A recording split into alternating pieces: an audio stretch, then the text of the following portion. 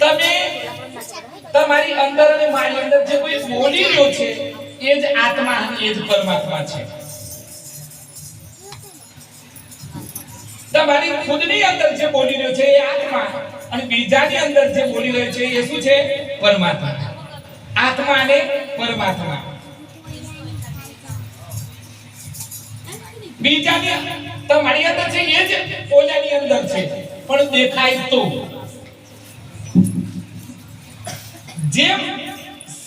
જે ભગત કે જે માણસ, ચલો માણસ ઉપર જ વાત લઈએ, જેને બીજામાં ઈશ્વર દેખાય તો સમજવાનું કે એની ભક્તિ પાકી છે. પણ બીજામાં એમ થાય કે આ તો મંજુલા છે, આ તો વગર ગઈ છે.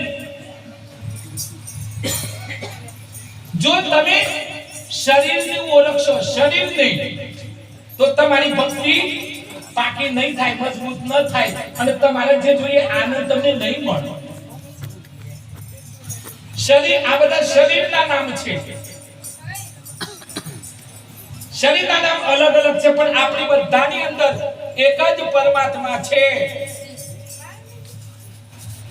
તમને ઘણી વખત એવું થતું હશે, તમને કોકને ઊંચા અવાજે બોલ્યા હોય, ઊંચા અવાજે બોલ્યા હોય પછી તમે ઘેર છો ને તો તમને થાય અરે અરખી તો નતું બોલવું, બોલ્યું નતું, આમ લડવું નતું પણ હું ગુસ્સામાં બોલી ગયો. તમે કોઈ પણ માણસ એની ભૂલ વગર તમે કોઈ દુઃખ દો અને તમને જોજો રાતે ઊંઘ નહીં આવે, અરે મેં ભૂલ કરી. એ કેમ?